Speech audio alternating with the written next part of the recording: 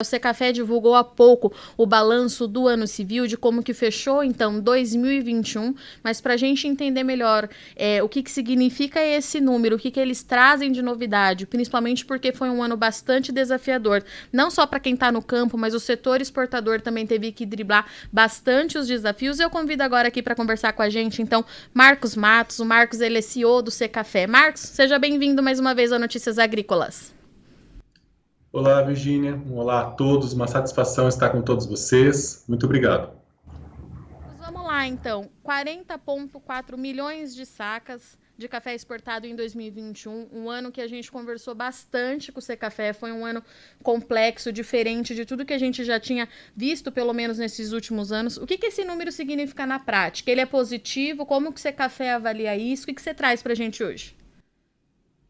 Bom, é um número expressivo e que a gente precisa abri-lo para compreender os desafios do ano, né?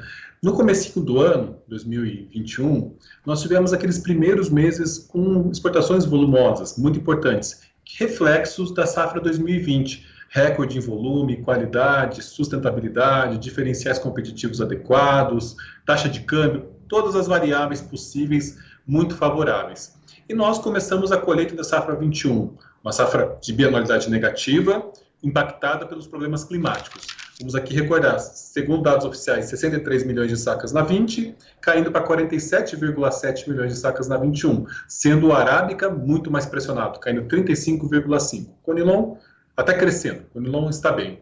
Então é um desafio muito grande a safra 21. E somado a isso, a partir de abril, mas mais incisivamente a partir de maio, problemas logísticos. E isso tudo acentuou os nossos desafios. Nós tivemos volumes expressivos, outubro, novembro, dezembro, né, dentro da realidade de uma safra 21 mais baixa, e o Brasil atendeu todos os mercados. Então, no frigir dos ovos, na contabilização de todas as exportações, 40,4 milhões de sacas é o terceiro maior volume da nossa série histórica. Claro que estamos comparando com uma base muito difícil de se comparar, que é a safra 20, em que a gente teve uma exportação de 44,7 milhões de sacas. Mas o número de 21 está próximo do segundo maior da nossa história, que foi 2019, que foram 40,7 milhões de sacas. Ou seja, estamos próximos do segundo maior da série histórica. Portanto, um número muito expressivo.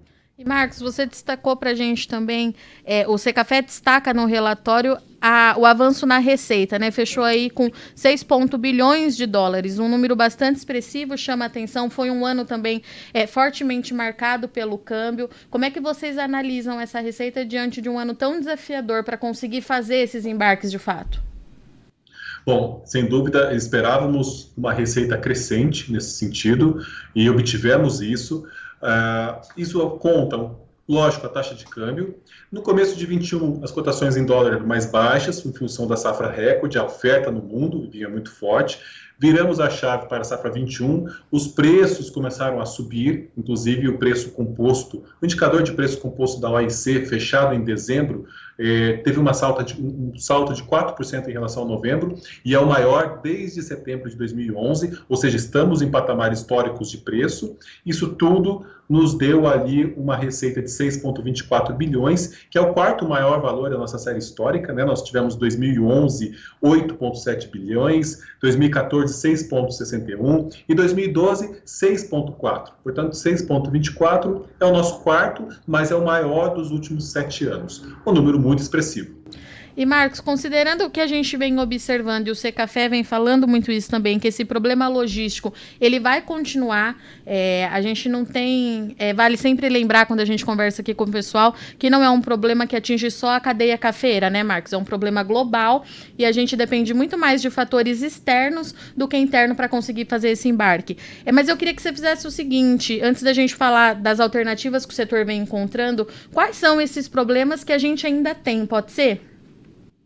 Claro, posso já falar? Pode.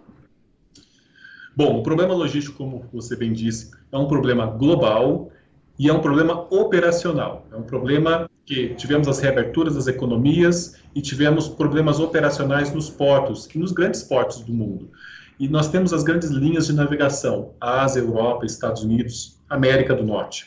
E o Brasil um pouco deslocado, e o Brasil que é exportador, mais exportador que importador. Então, nós estamos um pouco afastados das grandes linhas e com grandes portos com congestionamento. Vimos a costa oeste dos Estados Unidos, grandes portos na China com grandes filas, ora filas de caminhões, ora filas de navios, com tempos cada vez maiores de desembarque dessas navegações. Isso tudo elevou o preço dos fretes a níveis históricos. Nós tivemos concorrência por espaço de navio, por containers, cancelamentos de bookings, que é as reservas que a gente faz dentro dos navios, e tudo isso causa um problema enorme. Então, nós tivemos meses abaixo de 3 milhões de sacas, como maio, julho e agosto, muitos desafiadores em termos de logística. Maio ainda nós tivemos uma modificação, harmonização das datas de exportação lá dos certificados de origem, OIC, que é a base das documentações de nossas exportações. E no fim do ano, números expressivos, que nos sinaliza, de certa forma, uma ligeira melhora, mas que nós seguimos monitorando. Já tivemos uma reunião com os armadores, que são os donos das grandes linhas de navegação. Temos o Ministério de Infraestrutura como grande coordenador de toda essa ação, na busca por um plano de emergência. E a gente tem visto, sim, esforços dos armadores em disponibilizar mais navios, mesmo navios menores, navios mais antigos e mais contêineres para o Brasil. E, Marcos, foi também na reta final de 2021 que a gente viu algumas alternativas sendo colocadas em práticas, né, para conseguir fazer a entrega e atender essa demanda exportadora. Entre elas, a que mais tomou conta do noticiário aí do nosso setor foi os embarques por meio de Big Bags. Eu queria que você explicasse um pouquinho o que significa isso na prática e, dito isso, que a gente tem todos esses problemas que devem continuar. É possível que a gente passe a ver, então, cada vez mais os embarques nesse método com as Big Bags? O que você acha? Bom, dentre as buscas por alternativas, realmente o Big Bag se destacou, né, os breakbooks se destacou, como nós chamamos, que repaginou, né? Seria com as exportações via Big Bags com mais tecnologia, um transporte dedicado no tipo de navio, na forma de ali descrever as qualidades, como se faz. Então, é uma curva do aprendizado que o exportador realmente está evoluindo de forma significativa. Cada navio, nós falamos em torno de 100 mil sacas, e foram diversos embarques em novembro e dezembro. Buscamos sempre os contatos com os envolvidos, tanto os exportadores como as empresas, os navios, e a gente vem conversando para que esse modelo realmente perdure e que seja uma alternativa cada vez mais viável. Mas, como eu disse, sempre é uma curva do aprendizado, e o exportador é muito rápido, muito eficiente, e tem buscado isso de uma forma muito competente. E, Marcos, mudando um pouquinho agora de assunto, novamente o Secafé ele chama muita atenção pela compra dos países produtores de café, e a Colômbia, nossa vizinha, de novo na frente, chamando bastante atenção, com 1,16 milhão de sacas. Você me corrige se eu estiver errada na minha anotação. Mas me chama muita atenção esse número, Marcos, porque isso eu trago dados da própria Federação de Cafeicultores lá da FNC, que a expectativa deles é de produção de 13,5 milhões de sacas para 2022, sendo pelo menos aí 12,5 destinadas para exportação. E a gente vê essa parceria entre Brasil e Colômbia cada vez mais sólida. É aquela pergunta que eu faço todo mês para vocês, né? Como é que a gente justifica isso? Por que o café do Brasil tem ganhado espaço também nas origens produtoras? Bom, existe um movimento que é importante e a gente apoia, que é o crescimento do consumo nos países produtores. Isso ajuda muito o mercado de café como um todo, buscando sempre o equilíbrio de mercado, né? O peso da demanda frente à oferta, que de tempos em tempos pode ocorrer alguns desalinhamentos. A demanda vem muito forte, tanto dos países tradicionais, quanto dos emergentes e países produtores. Então, a Colômbia tem esse movimento de aumento da demanda interna e busca sempre otimizar as suas exportações. E é nesse contexto que o Brasil tem feito um papel importante, né? Nós exportamos 1,16 milhão de sacas, de fato, crescendo 33,35%. Não é a primeira vez, né? Esse crescimento ele é contínuo, e a gente observa uma parceria muito importante em que os dois lados ali saem beneficiados. E, Marcos, dos outros destinos, a gente não teve muita mudança, né? Os Estados Unidos continuou liderando, na sequência ali vem a Alemanha, mas tem algum outro que você chamaria atenção, que vocês analisarem e falariam, esse é um mercado potencial para a gente conseguir avançar nos próximos anos? Bom, dos países tradicionais, como o volume é menor, então basicamente você tem uma queda em todos os países os primeiros do ranking. Como a gente vê Alemanha, Estados Unidos, Itália, Bélgica. Mas desse ranking de países, alguns chamam a atenção porque cresceram mesmo diante de um volume menor de exportação, que é o Japão, que cresceu 4,2%, a gente mandou para lá 2,51 milhões de sacas. Nós tivemos o destaque da Colômbia já dito, nós temos a Espanha, com praticamente 950 mil sacas, com crescimento de quase 1%, isso tudo chama atenção. Outro ponto que também nos chama atenção é a China, né? É o país em que a gente mais, né, tem ações de promoção da imagem e que mostrou um crescimento de 132 mil sacas a mais neste ano, cresceu 65% na comparação com 2020, chegando praticamente quase 334 mil sacas exportadas para lá. Então são países que se destacam, muitos dessa lista, como a gente mencionou, dos países produtores, também ali de uma forma significativa. Nós tivemos a Costa Rica, a República Dominicana, Cuba, Equador, que são países concorrentes do Brasil, também importando café brasileiro. Ou seja, nós temos uma lista diversa das novidades aí que chamaram a atenção em 2021. E, Marcos, vou aproveitar seu gancho falando da China. Justamente lá o Secafé está com uma ação de promoção da imagem, né, do café brasileiro. Está acontecendo agora, pelo que eu entendi na coletiva de vocês. É isso mesmo? Eu queria entender se é isso mesmo e como que esse trabalho está sendo feito pelo Secafé e por que que a China... É claro que os números já mostram isso, mas por que que vocês acreditam que a China é um mercado potencial para ter o nosso café? Bom, a China é um mercado que sempre foi reconhecida pelo chá, mas após uma pesquisa de percepção em relação ao café, a gente observou um potencial enorme. Jovens, as mulheres, o mundo corporativo, então existe uma categoria ali muito específica que está consumindo café. São muitos chineses, praticamente mais de 300 milhões de chineses hoje já conhecem o café, sabem sobre o café. É um número muito expressivo. O que chama a atenção é que a China já se destaca como grande importador. Dependendo da fonte que a gente utiliza, é de 4,5 a 5 milhões de sacas consumidas pela China. E o Brasil é o maior fornecedor já de café para lá.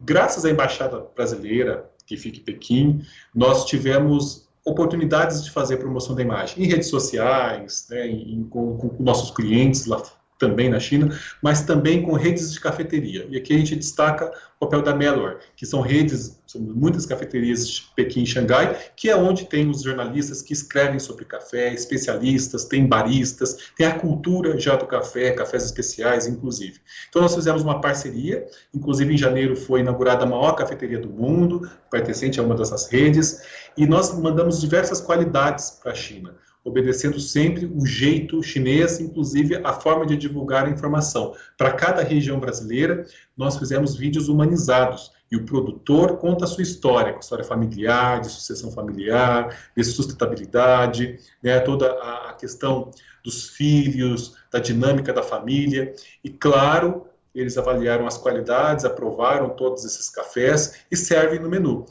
O chinês, qualquer um que entrar nessas cafeterias vai ter um QR Code, já tem, e ele acessa esses vídeos, seguindo sempre os gostos, o que eles gostam realmente de ver. Então, não estamos falando de máquinas, de maior produtor, maior exportador, não, a gente está falando de um Brasil humano, do lado humanizado do café. E tem feito um trabalho muito significativo. Ao longo desse ano, temos o planejamento de trazer baristas, trazer jornalistas chineses para conhecer aquelas regiões em que nós mandamos cafés, que eles venham conhecer com mais detalhes e que realmente sejam aí grandes compradores dos cafés brasileiros, cada vez maiores.